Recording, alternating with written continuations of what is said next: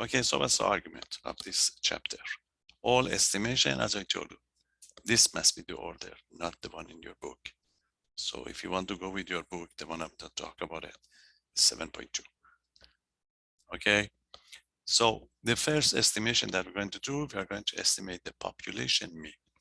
So the idea is we want to estimate, okay, estimating a population mean. You see, estimation means a prediction. You're going to propose that what's going to be the mean. So that's why that is the inferential part of the statistic. So what's the argument here? So what we'd like to do is we want, I write all the details of these definitions first, so I get a good idea. So what we'd like to do, we would like to find a so-called a confidence interval. A confidence interval. A confidence interval for the population mean.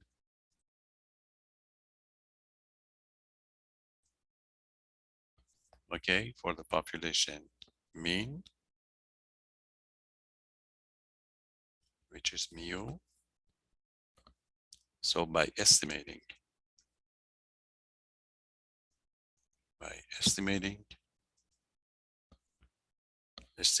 it by what? By the sample mean. By the sample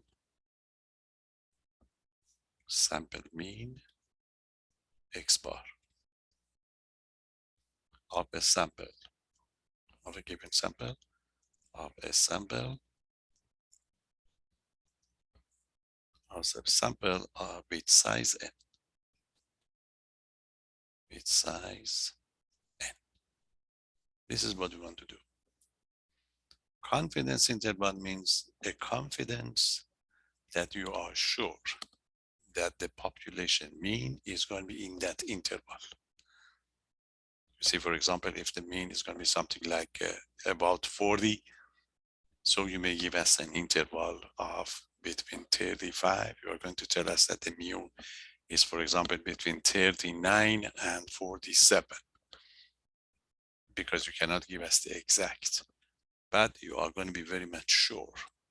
If somebody say how sure you are, you may say, I'm 99% sure that this interval would give you the mu. Okay, so these are the expressions that we're going to define. Say confidence interval. Okay, so to give you an example of what we're going to do, you say, suppose a college president, the president of this college would like to find out what is going to be the, all right, let's write it down as we go on. It's good to know it. So as an example, suppose a college or the Palomar College, a president wants to estimate, the average age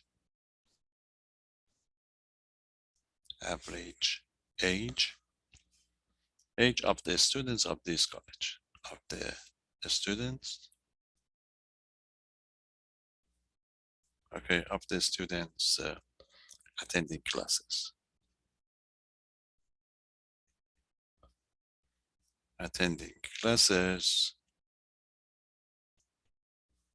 Okay, this semester.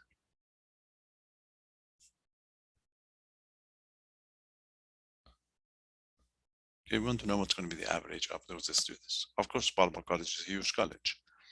You have 26,000 students, so you cannot do it with all the 26. So what you do, you go around, for example, in statistics classes or calculus classes only, and you pick a sample of the average age of the students. Then that result is going to be, you see, that result is going to be X bar, because you just did it for the sample. So based on that sample, you may get an idea what is going to be the average age of the all the students at the Palomar College. Okay, that's our job that we're going to do for you. So if this is going to be the case, so what he can do is, he or she, okay, he could select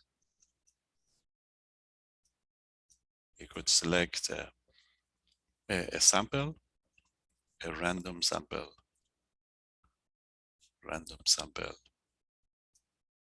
of a student, let's say of 100, for example, students.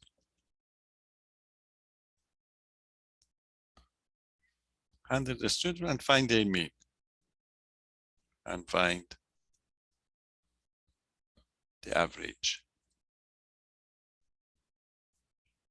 Okay, find average age of those students, of these or those students.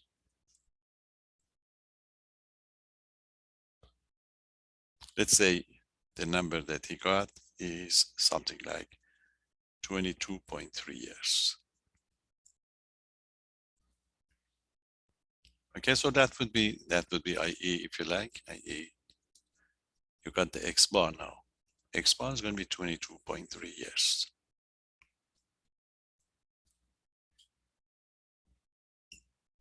Okay, so this number is the sample. But he may make a comment, okay, a comment based on this observation. So based on this observation, based on this result, you can get an idea of what's going to be the actual one. Okay, based on this result, the president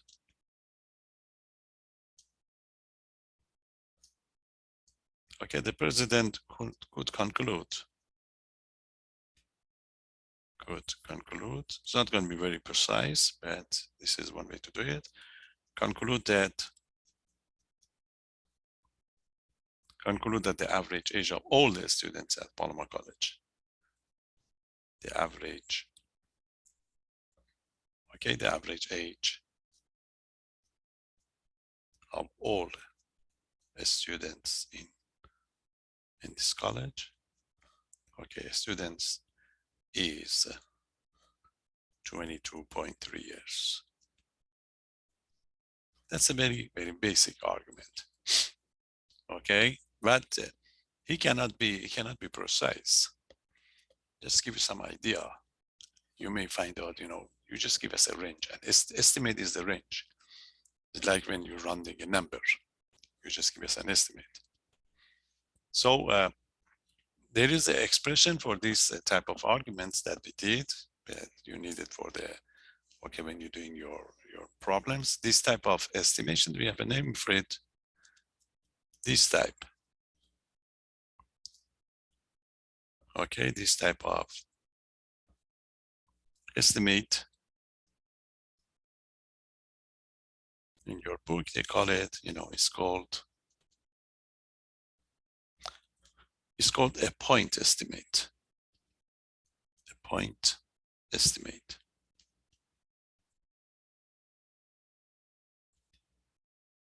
Okay, point estimate. So the best point estimate means the one that you are going to estimate with, if you like. Okay, the best point estimate, the best tool or point, the best point estimate of the population mean, population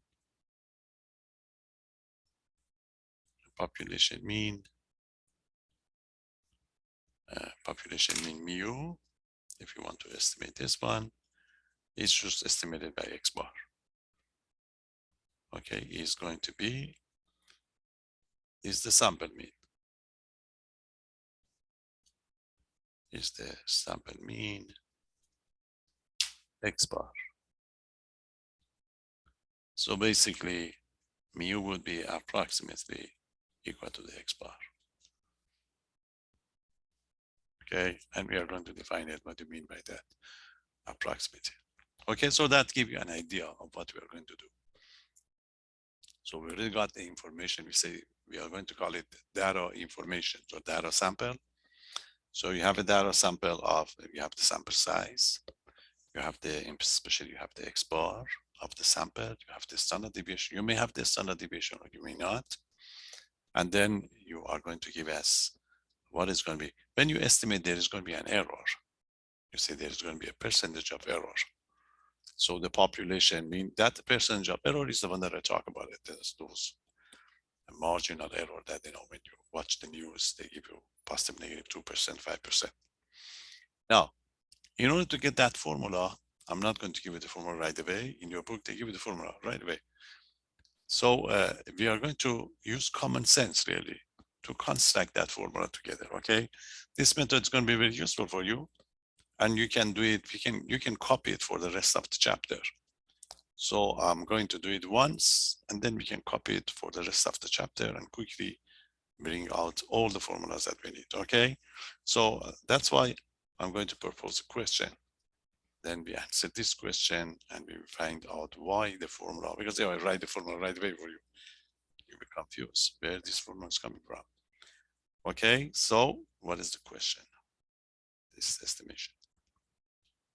So question that we are going to answer is, this is it. Again, suppose you want to estimate the one that we talk about it. We want to estimate the population mean,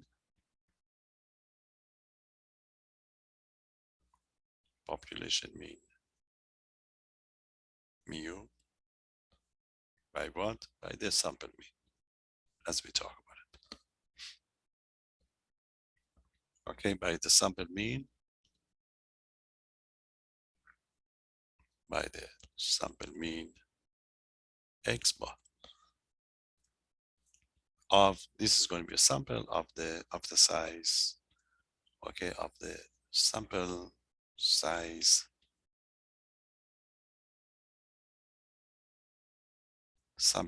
n.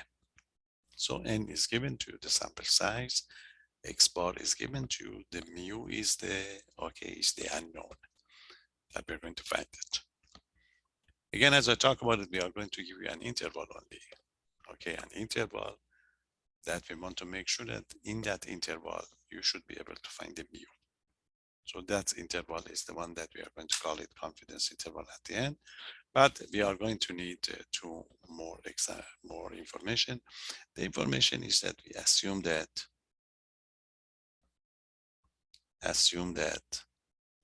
sigma, population standard deviation.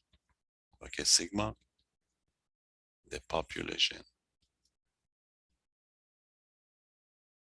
Okay, the population standard deviation is known, it's given to you. Okay, it's known,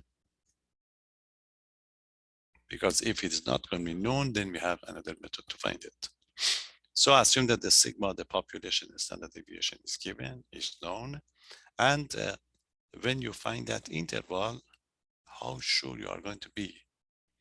So when you do the estimation, how sure you are that you get a good job.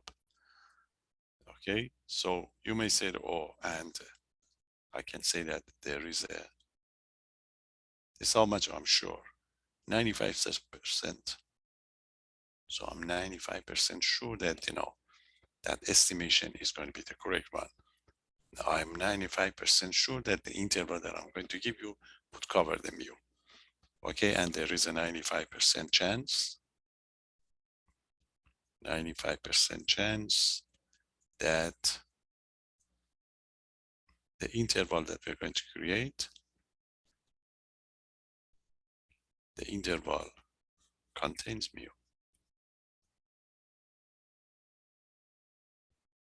Okay, so that's the question that we're going to answer.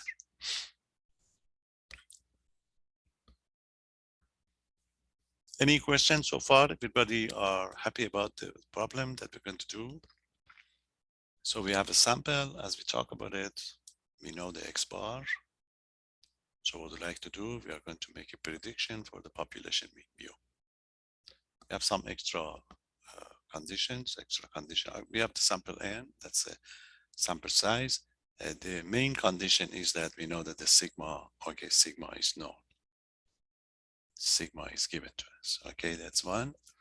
And we are pretty sure that we are going to get a correct answer. How sure you are? 95%. You can raise it to the 99%, but that would be the good estimate.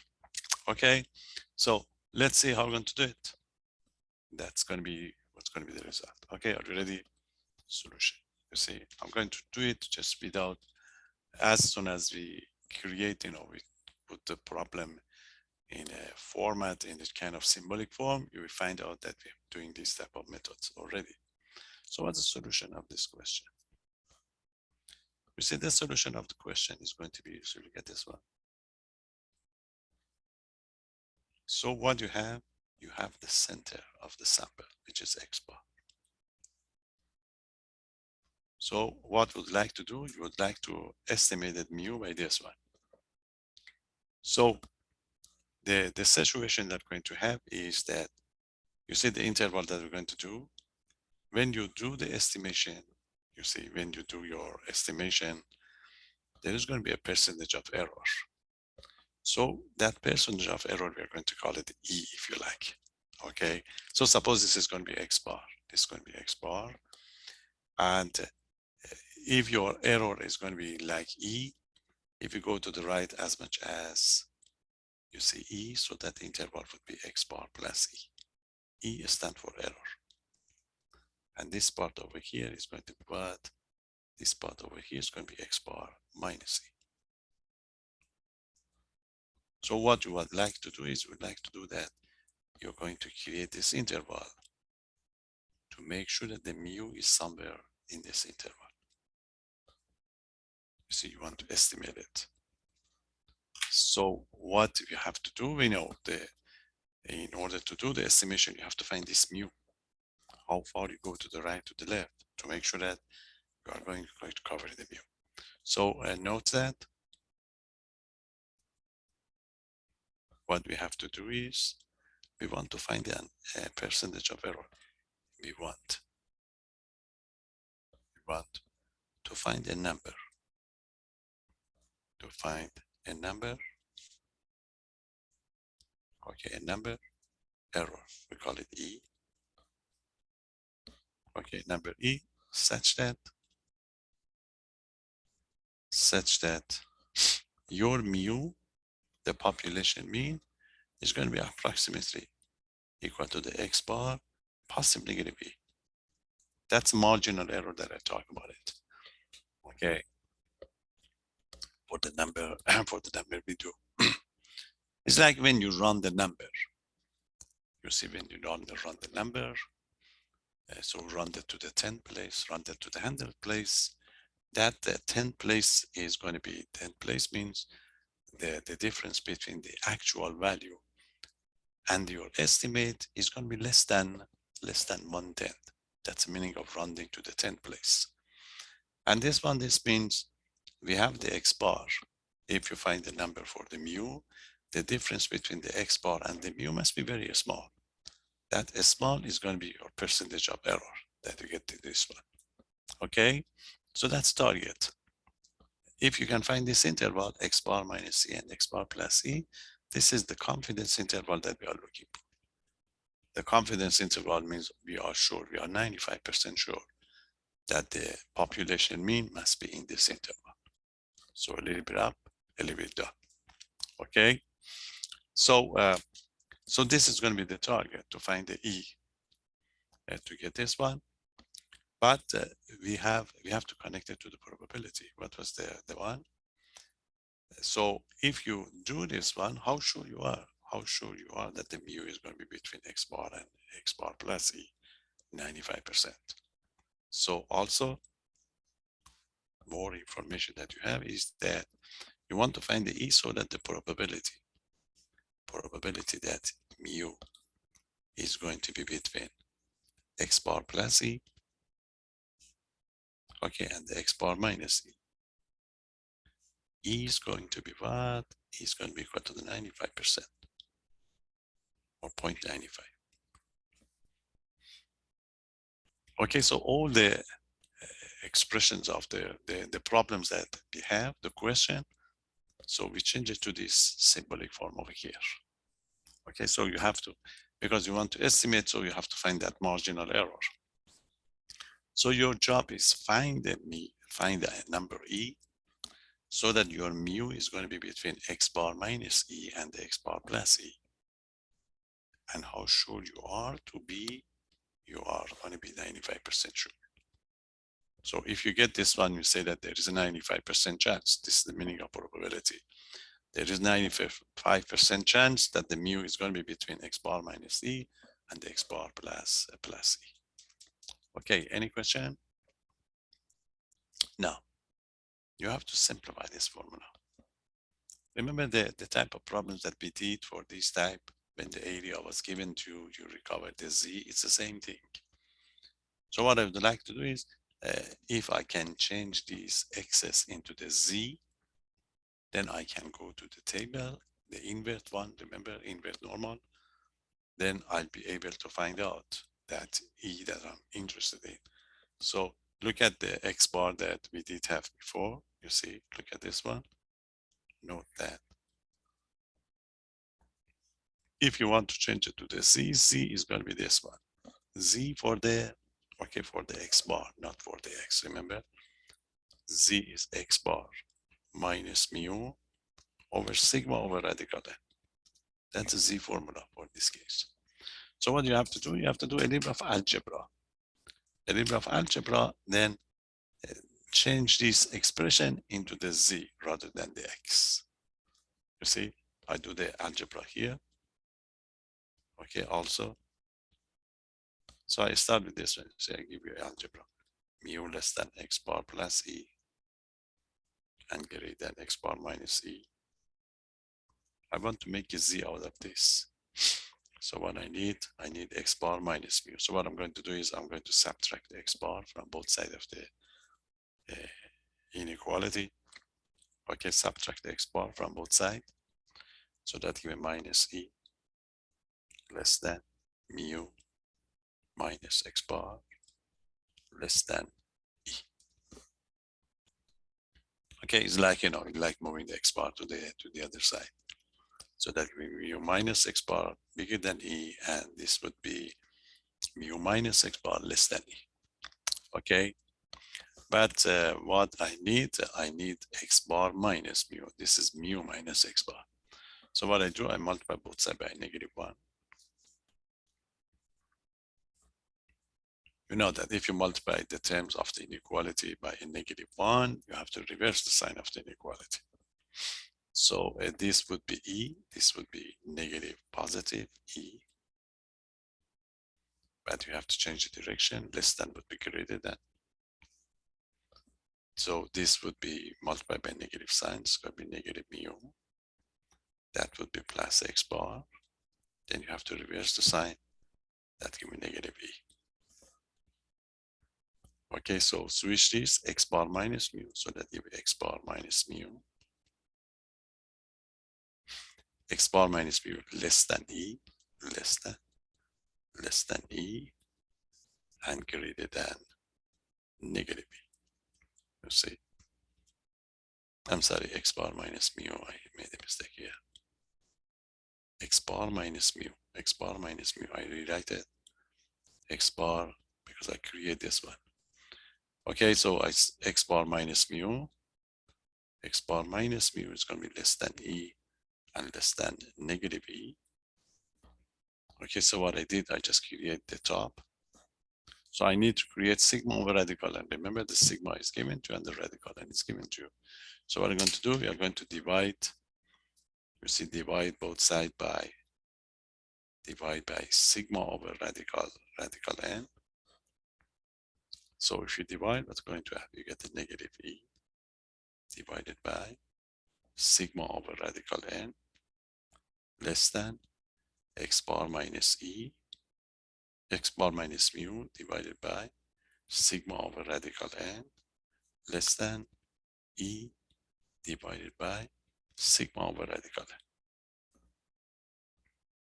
Any question? It's all algebra. But what is this? You see this one? This one is what? Is your z. So nicely you check it. So you arrive at the z is going to be greater than negative e over sigma over radical n. And this is going to be e over sigma over radical n. You see? We change it to the z quickly. So z would be this between two numbers.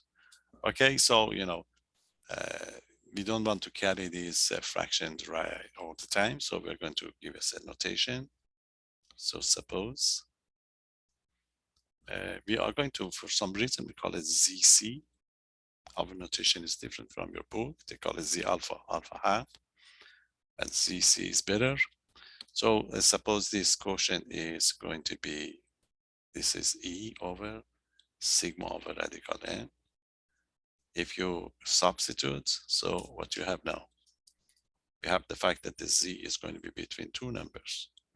This is going to be ZC, and this is going to be negative ZC, just a number to get through it. Okay, so what I did, I just simplified this inside for you.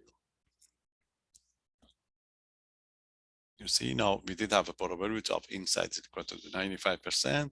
So this means you want to find the ZC so that the probability of negative ZC less than Z less than ZC to be equal to the 95%.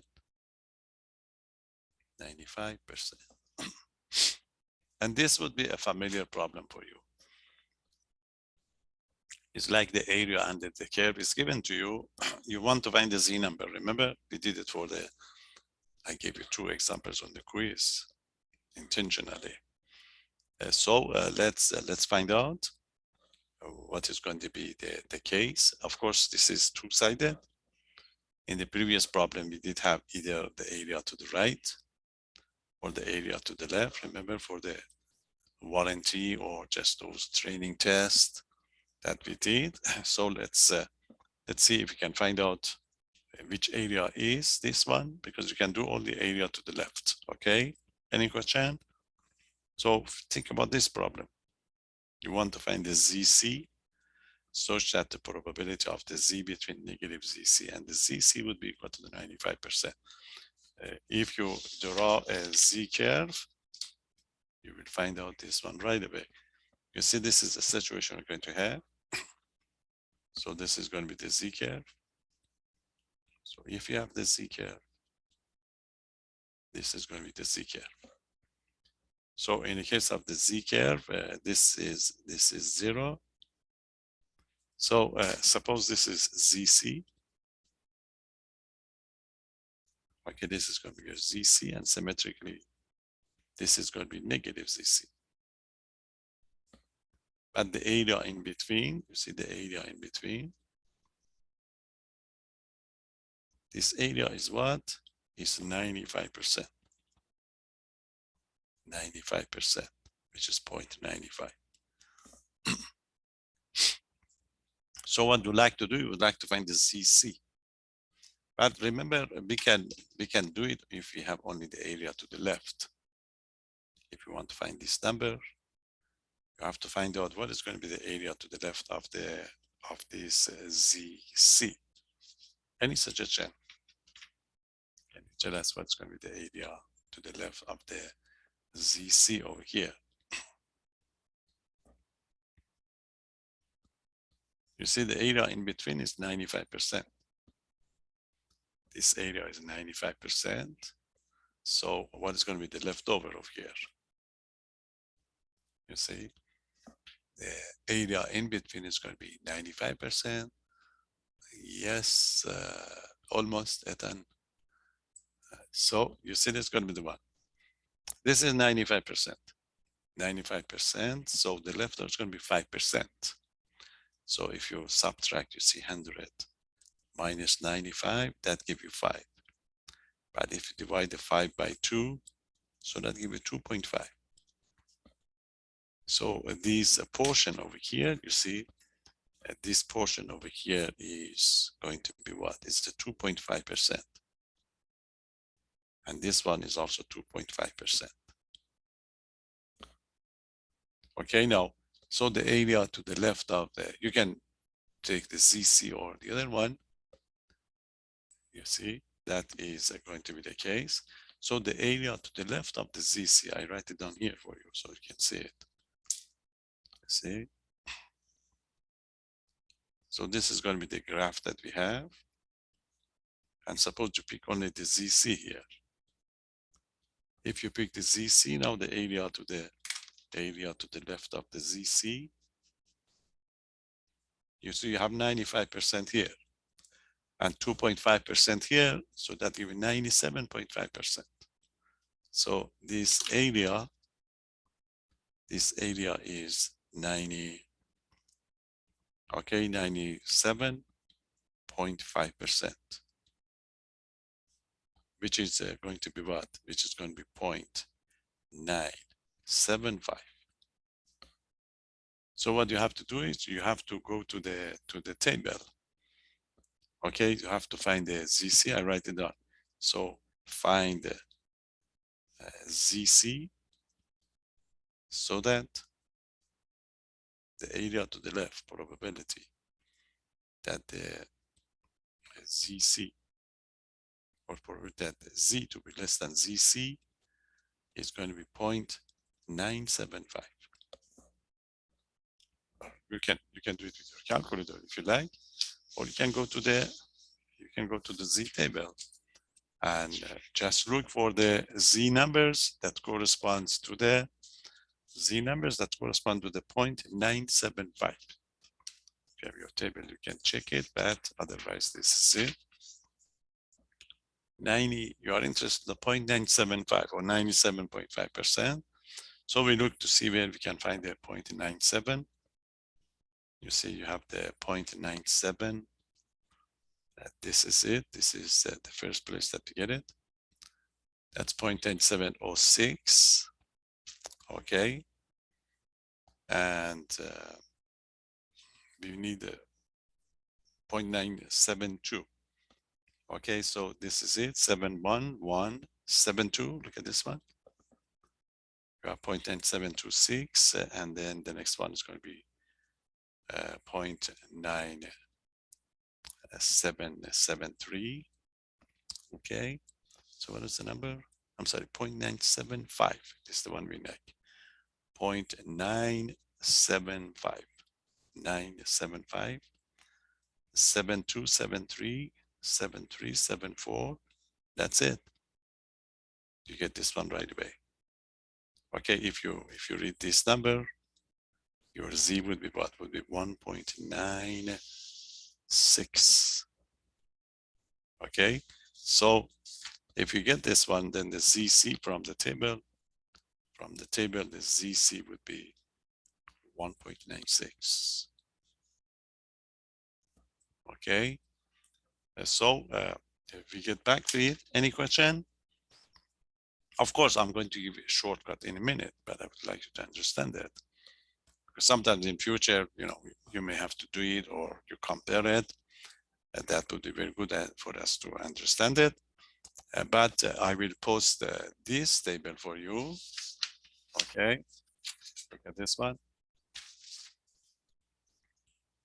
You're just using this bottom corner that you see over here in order to find the ZC. I'm going to call it, we are going to give us a name, critical values.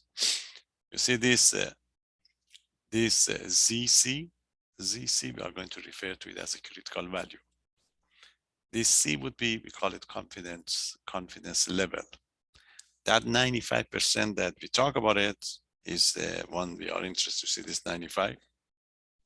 If you are going to be 0.95 or 95%, your ZC is 1.96. Exactly the one that I got it here. 1.96. So you don't have to do these operations, We're going to give you the formula in a minute. So when I post this table for you, this is going to be the table that you're using for the ZC. Okay, that's a part of the Z score table. So just copy this one and make sure you bring it to the test. But there is another way to do it, is your calculator. But that's very easy, and we're going to use it quite a lot. Okay, so I refer to it again, and I'm going to call it critical values when I post it for you.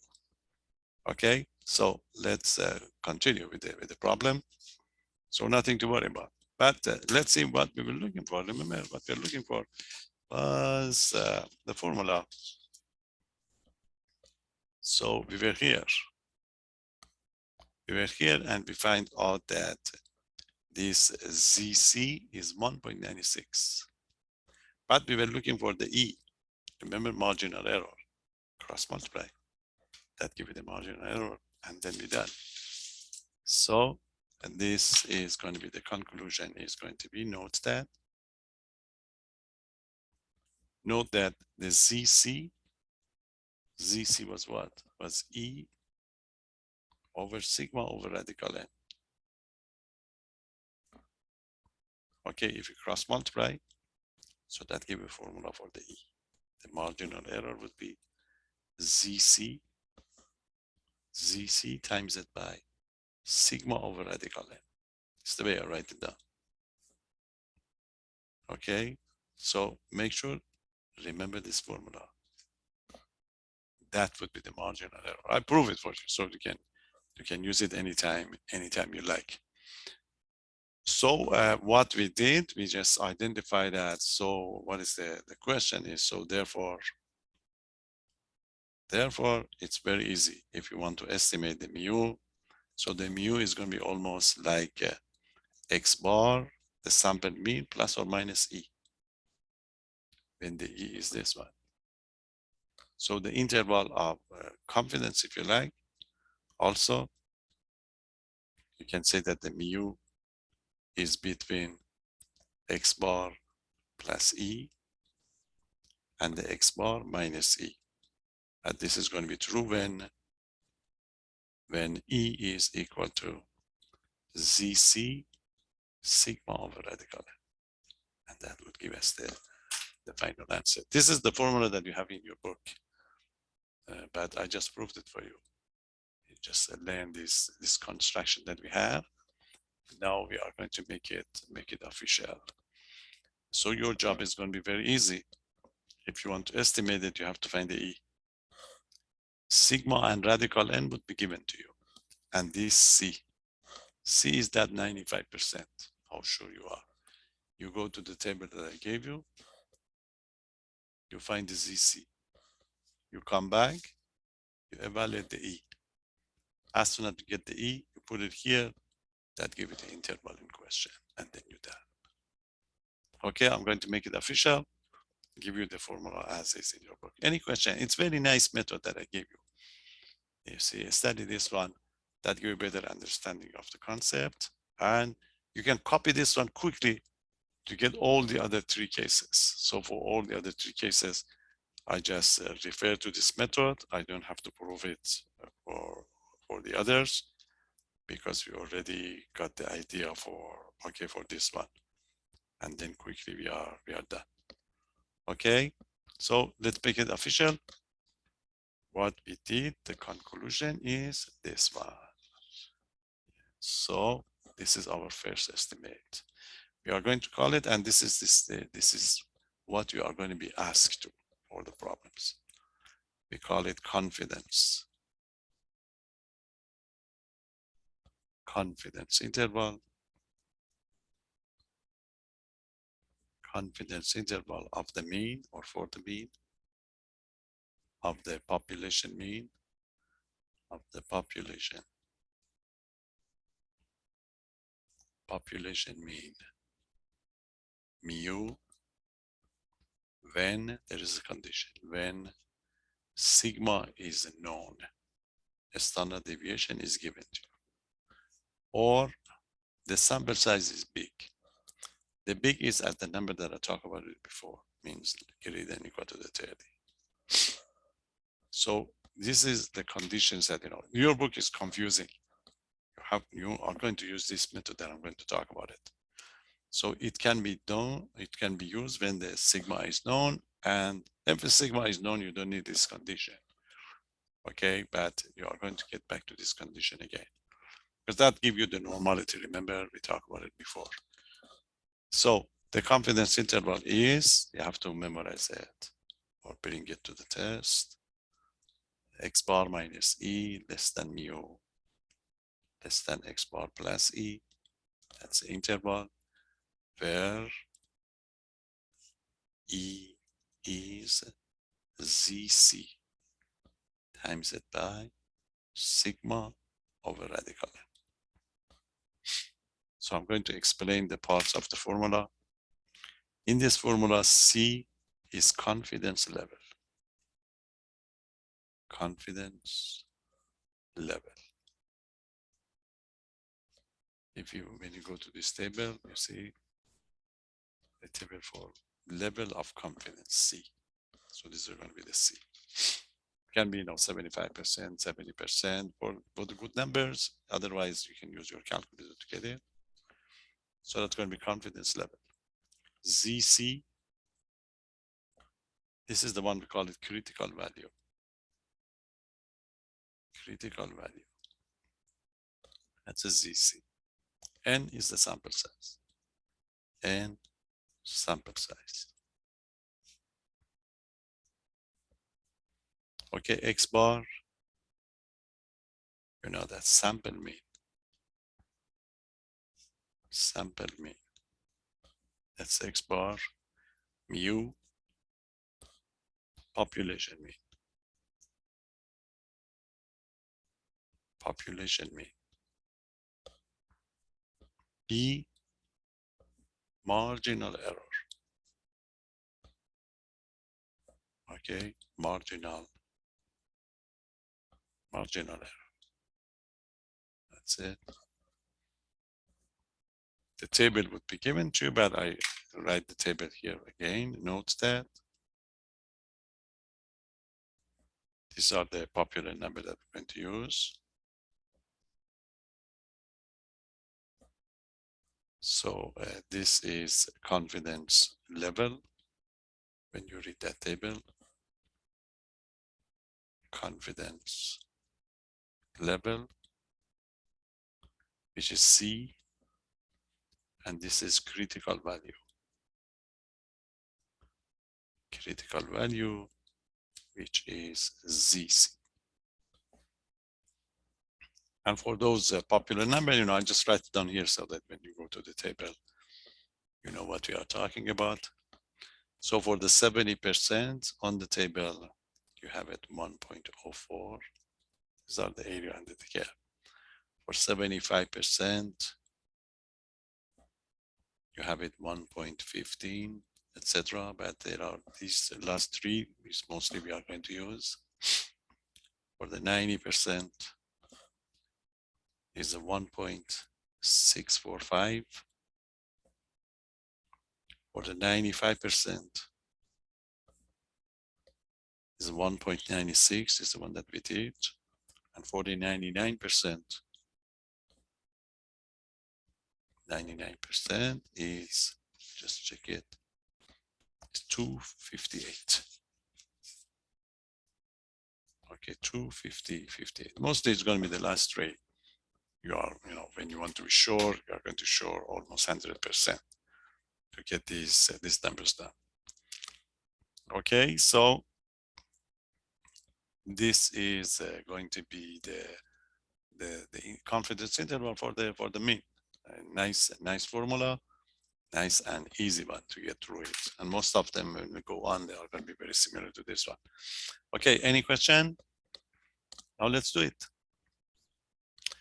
You see, the problem, specifically, they ask for the confidence interval, so you're not going to miss it. So when you read the problem, you have to collect some information about the sample size, sample mean, and the sigma. You identify that the valid test is this one, you find the ZC first from the table. Then you put it here, you get the E. As soon as you have the E, you put it into this interval, and you give us what is the conclusion is. Okay, very straightforward problem.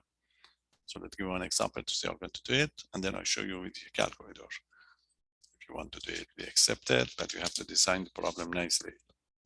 Then use your calculator. Okay, so what is going to be the first example? One of this on the next test and one on the final. Okay, so this is how the problem would be given to you. The problem here is we're going to talk about certain medications that's going to be used for the pulse rate. Okay, that's it. A certain medication. Certain medication is known. Okay, medication known to increase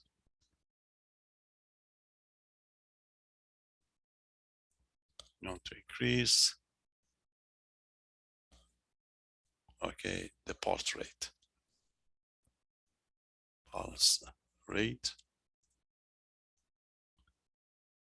of its users. You know that some people, they have a medication to increase their pulse rate. The pulse rate are low. So the standard deviation, the standard deviation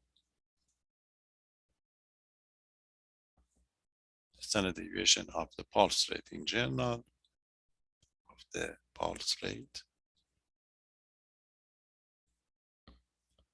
is known to be, so it's given to you, is known to be 5 beats. With 5 beats per minute. So the sigma is known. Okay, so what we would like to do, you'd like to estimate the mean for all the population of the people that are using this one. So you are going to pick a sample. So information regarding a sample would be given to you. See, that's it, a sample. A sample of 30 users. Because you pick a sample, then based on the sample, you make a prediction in general. So a sample of 30 users have an average, okay, average pulse rate of 104 beats per minute. Beats per minute. Okay, so you pick a sample, of 30 users. So n is equal to the 30, and you find out that for this population, the mean, so this means x bar is equal to 104. Now we want to make an estimate for everybody. So for everybody, we ask you find 99%. That's confidence level. Find a 99% confidence interval. Confidence interval of the true, okay, of the true mean. Let's say true mean, which is the same as or population mean. Population mean. So they use these two expressions. It is referring to the population mean, okay? So that is the problem. So you read it carefully to see what are going to estimate. In this problem, you're estimating the mean. In future, you may estimate the standard deviation or the variance. So in this case, the question is going to be the population mean. Are you ready? So this is how you organize your problem. What do you want? Estimation for the mu. So you need to bring something, we call it sample data, sample information, sample data.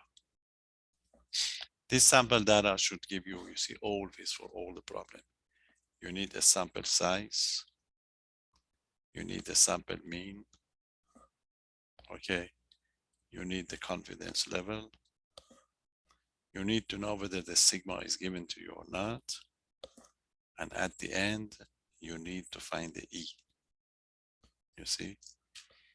E is going to be the sample size. You pick a sample of 104. So that's 104. X bar, you see, they give you right away. I'm sorry, the sample is 30 people. Sorry, I made a mistake. That's a mean. So a sample of 30 people. So that's a 30, then the mean. Sample of 30 users have the average pulse. So the X bar is 104. So for the sample of 30 people, we get 104. Confidence level is this percent, 99%. 99%. Sigma, a standard deviation of full population is given to, is equal to the 5. So you have to find the E. Marginal error. You know that the difference between the population mean and sample mean is just this marginal error. Any question? So this would cover all the problems that we're going to have. So you check to see the test that we're going to use. Sigma is known. Sigma is known. And so when the sigma is known, this procedure, we call it Z-test, because we use the Z table. Okay, I just referred to sigma is known, and so see, so E is going to be equal to ZC sigma over radical. We call it Z-test in this case because we use the Z. Now you have to find the ZC first. So your C is 99%. C is 99%. So we go to this table. You see for the 99%, ZC would be 2.58. That would be given to you. You have to bring your table. Okay. So, so E, C of 99% give you the ZC. Okay, give you the ZC of 2.58. 2.58. Now go back to this formula and get the E. So E is equal to, substitute, ZC. ZC is 2.58 times it by sigma. Sigma is 5. 5. The square root of N. N is 30, sample size. Okay, use your calculator and see, simplify it. So in this case, E would be equal to, okay, if you simplify this one, E give you equal to 2.36. So that would be a marginal error. Any question? So the conclusion is going to be what's going to be the mu. We say that the mu is approximately X bar plus or minus E. But we like interval notation. So this means, that's just for your reference, this means X bar minus E less than mu less than X bar plus E. That's your interval. Substitute. You substitute, your X bar is 104,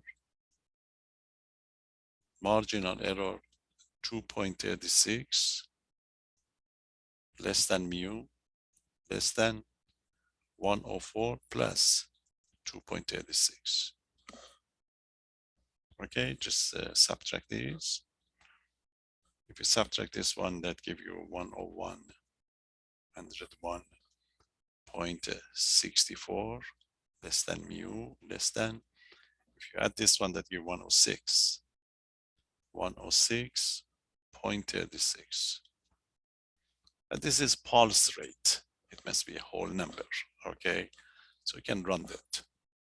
You can also leave it, that would be fine with us. This is going to be, you run this one to the 102, and that will be mu, and this would be 106. You see? So this means based on this information, okay, the population, the mean of all the, population of the people who are just using these medications, okay, using these medications, their pulse rate is going to be between 102 and 106 beats per minute. You see, again, you are not going to give us the exact numbers. You just give us an interval. But you are pretty sure. How much? 99%. Pretty sure that, that give you the correct answer.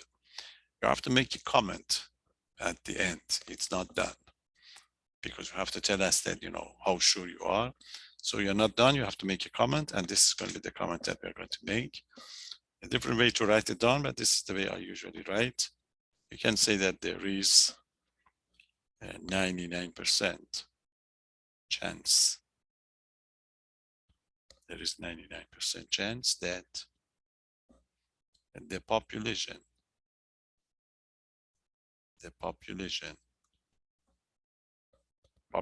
mean, or the true mean, is going to be, just read this one, between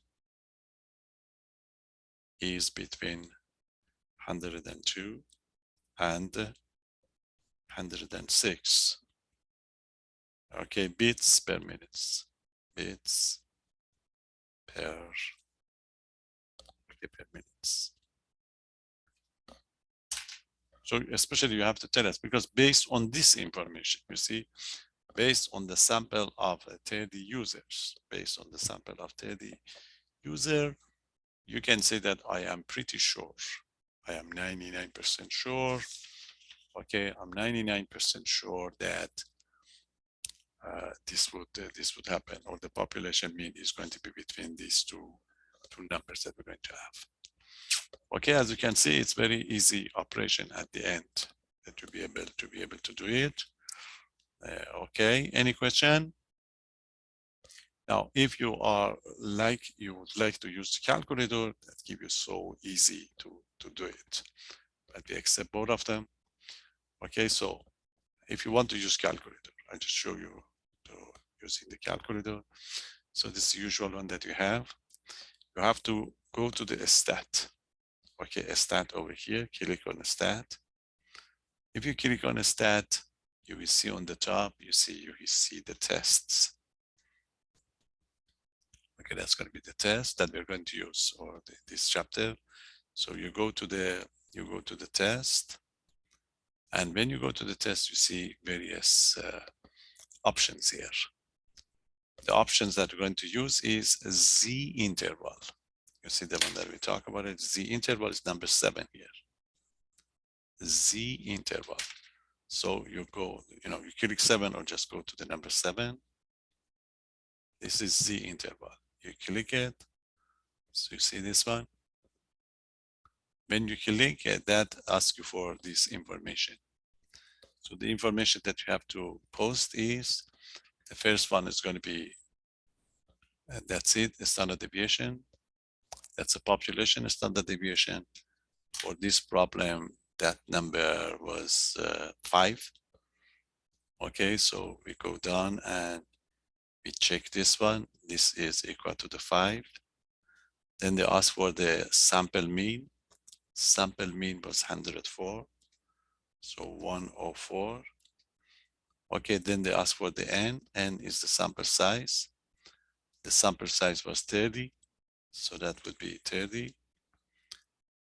Then C level, confidence level. Confidence level was 99. So you go here and you give us a 99. That's it. Then you ask for the calculations. You see, that's one. So your interval is 101.65 and 106.35. Almost the same number that you have over here. Okay, 101.65. Okay, that's it. 101, 165, and the other one is 106. If you run this 101.65 would be 102. So it's going to be between 102 and 106, and you're done. Okay, it's very easy operations. If you have the TI 83 or 84, you can use it, but otherwise, it's not difficult really to find. You have to bring the table for that. Okay, so I just repeat it again. So this is it. You go to the stat, then you have to click on the tests. That is the test. But the test that we're going to is going to be Z interval number 7. Okay, Z interval number 7. So that would open up the information that you have to put in. We put the sigma and standard deviations. X bar is going to be the sample mean, sample size, confidence level 99, and then you click to calculate, and that gives you the interval in question. 102 and the 106. Okay, so that would be easy, but it's not a big deal. Even if you don't have the calculator, you have, you can do it easily. But that table is just finding the just application, because the ZC is the key. That they use calculator. I give you the ZC at that table. So when you have the ZC, really you substitute the result, and the confidence interval always going to be the last part that we have. Okay, I can give a short break, come back. So I give you one more example to try to finish this one. This is the case that, as I told you in your book, there is another case when the sigma is not known. This would be very much more involved. In your book, they don't explain this one in 7.2 nicely. They talk about the second case, but then at the end, they list all these formulas. That's why I'm telling you, you have to read these lecture notes first if you want to go to the book. So as far as your book is concerned, we are not done. We haven't done anything for 7.2 yet, but as we can see, we did quite a lot. Okay, let's have a short break, 10 minutes. I come back and I give you one more, and there is one more problem that we can take care of this one. Okay, so see you in 10 minutes. We can finish that one, and then at the next lecture, we get to the situation that it's in your book. When the sigma is not known, we need a new distribution. Again, I will post a couple of more tables for you. That new distribution is very important, so we have to talk about it. It's not like the one that you said in your book, very short one. It's quite a lot to talk about. Okay, so see you in 10 minutes to finish at least this case one.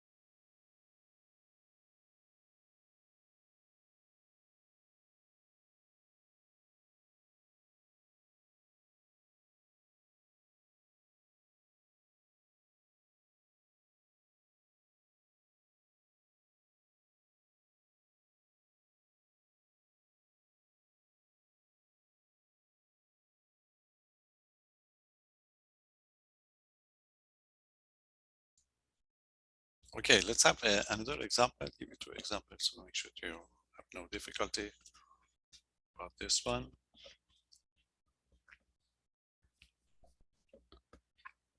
Okay, this is going to be the second example. The situation here is a researcher, write it down. Okay, a researcher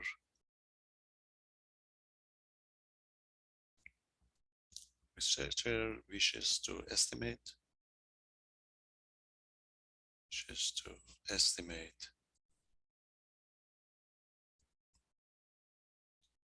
the average amount, the average amount of money,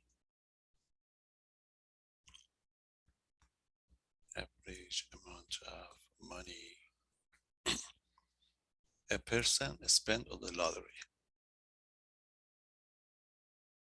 A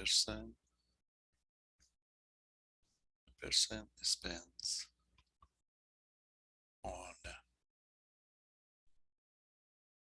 on lottery tickets each month.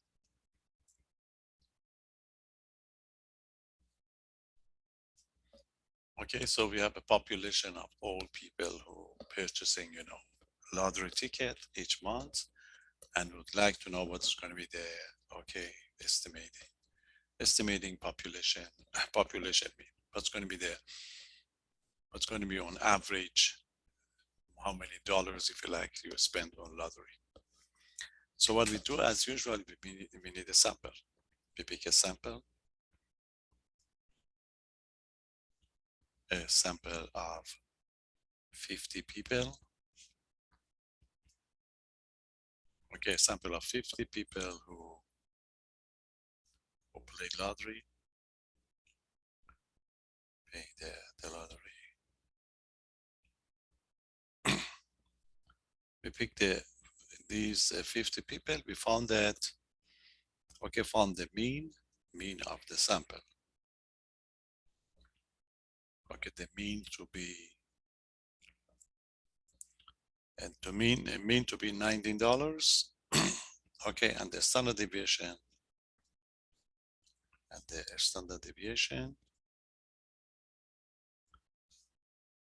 standard deviation to be standard deviation to be $6.8. Okay, that's one. Okay, $6.8. Okay, that's going to be the one. So what we'd like to do is we'd like to give us an estimate, but find the 95% this time. 95% confidence interval.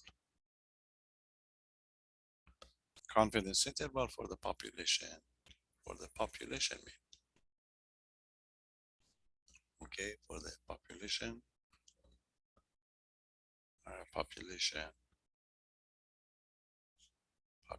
mean. That's all.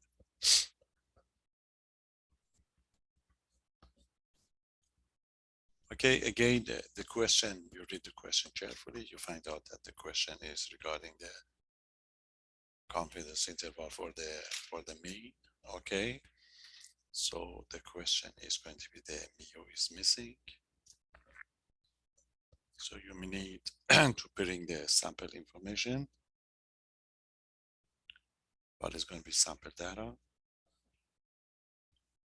So as we talk about the sample data, should start with the sample size. We pick a sample of 50 people. Then you need a sample mean. We find out that the sample mean in this case, you see, is 19. And the sea level is equal to the 95%. And the standard deviation is given to you is a 6.8. To find the confidence interval, so you have to find the E. You see what's special about this problem is, if you read it carefully, they pick a sample of 50 people and they give you a standard deviation of this sample only. You see, sample. But you need a standard deviation for the population to be able to do it. But remember, I told you that this case can be used in where either sigma is given to you or the population is large.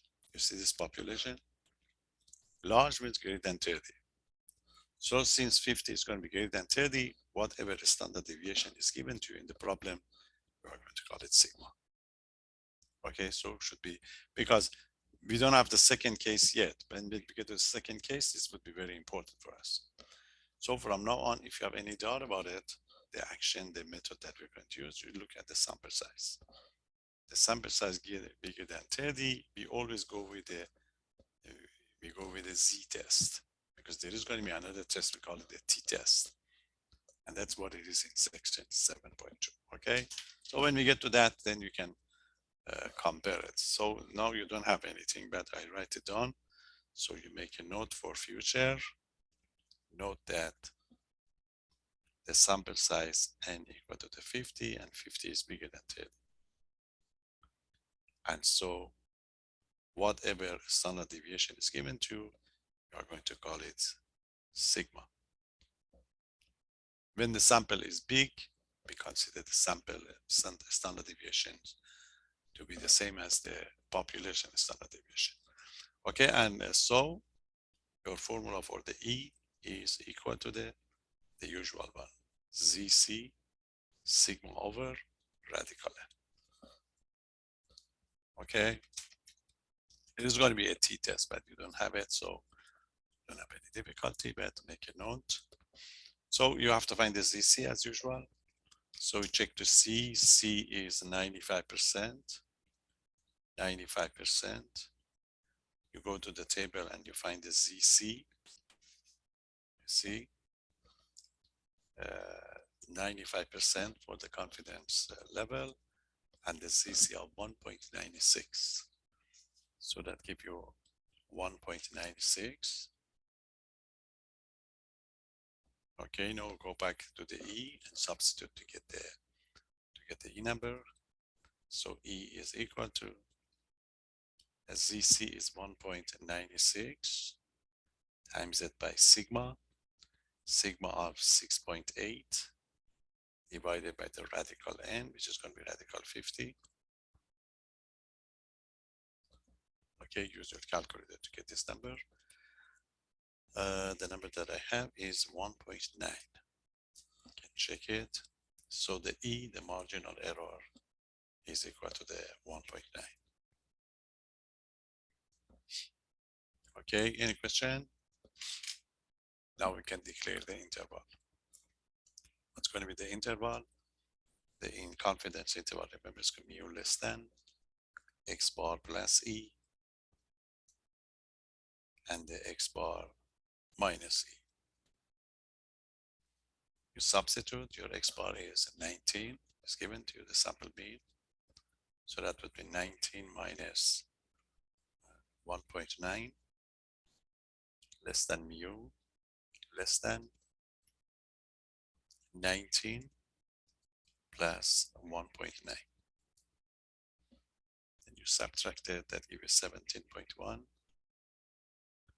less than mu, and that would give you 20.9 in dollars, of course. So this is going to be on average. On average, the people who purchase it lottery ticket each month, on average, they spend something like, something between $17 and $21, if you like. Okay, that gives us an idea for the full population, but you have to make a comment. How sure you are? 95%. So different way to write it down. You see, some people write these expressions. There is a 95% would be fine, but something is different. One can say, it depends which one you like, but you have to make a comment. One can say with 95% confidence, if you like, that the population mean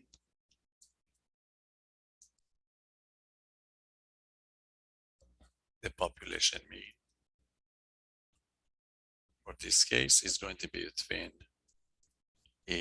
between dollars, $17.1 and okay, $20.9.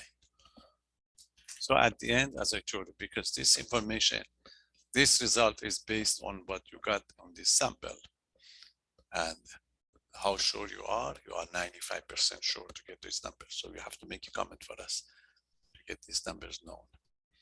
Okay, any questions? So the point about this problem for future is the sample size. So basically, if the sample size is going to be bigger than 30, it's like a normal distribution.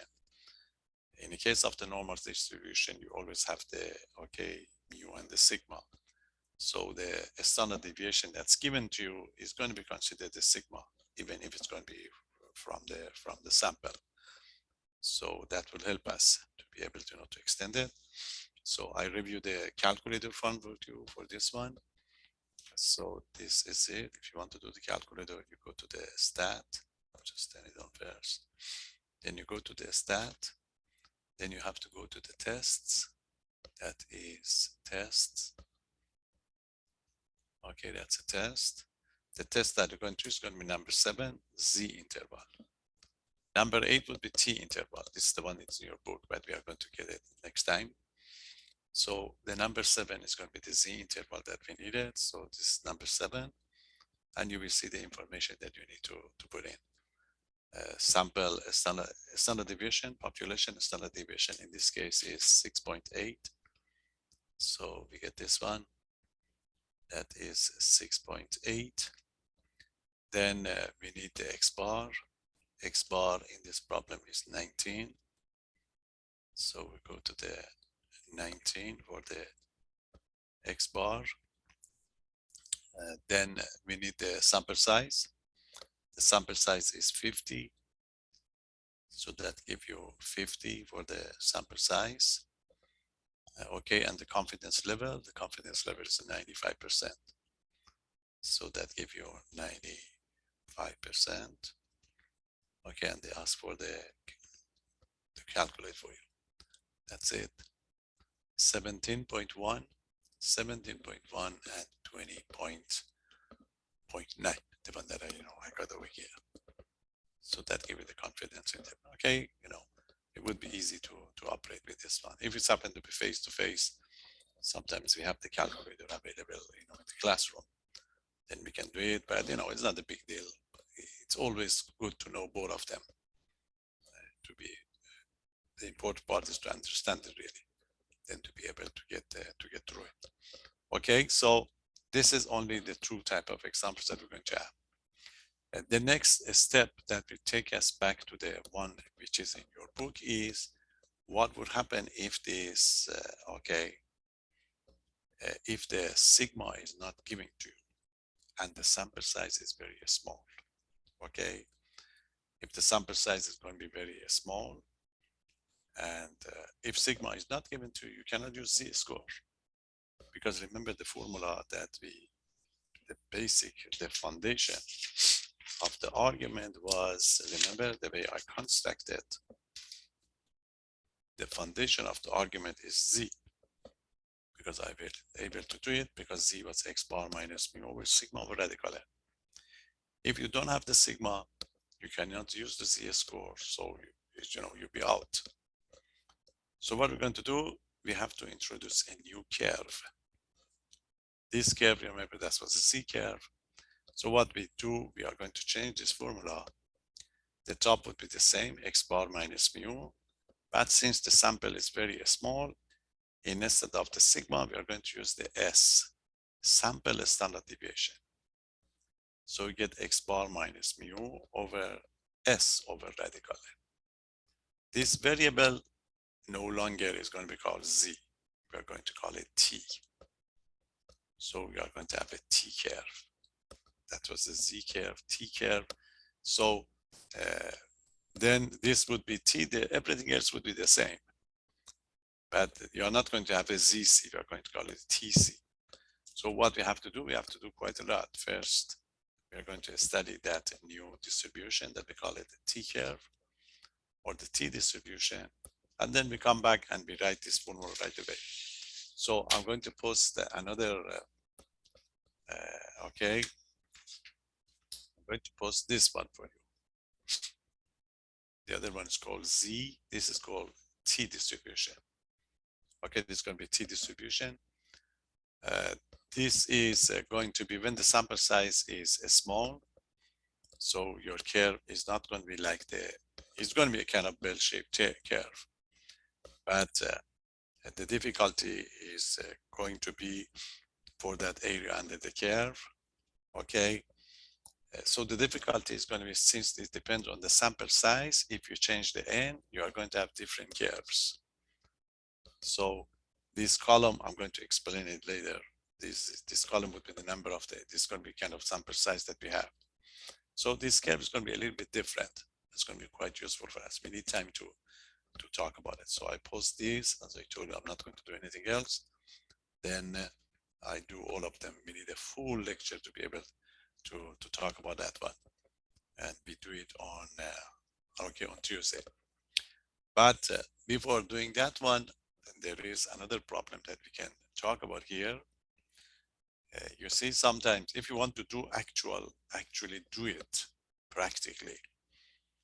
If you want to do it practically, you see, in this problem, suppose you are president of the college, again, that's the same problem. That the president of the college is coming and asking me to do a research and find out what is going to be the average age of the population of the Palmer College. Okay. So then he will give you a recommendation. His recommendation is that he are going to tell you that find the average age of the population of the college within, let's say, he or she will give us the marginal error within a 2%, 5%. So if I want to do it, I need to pick a good sample size, N. I need to pick a good sample size to be able to fulfill the recommendation of the president. So in this case, we are going to have a new problem. That problem is going to be called a sample size problem. So in that case, you see, look at this formula, it's algebra, but I do it next time. You see this one? So the president would give you the error. You need to find the n. So what you do, everything else would be given to you. You find the ZC, you have the sigma, everything, you substitute, you cross multiply, you get the sample size. This is going to be called a sample size formula. Okay, I'm going to do it next time for you, but this is the formula that we are going to have. So one problem on this one would be given. Okay, so we are going to rush it and we talk about it on on Tuesday. That's it for today. Any question? Read it carefully, but don't read 7.2 yet, because you'll be confused, because you won't see anything that I talk about it today. But you have to know this one to be able to compare it with the T distribution. Okay, I'm going to do it. Okay, any question? So I'm going to go to that seminar in 5 minutes. See you on Tuesday. I post your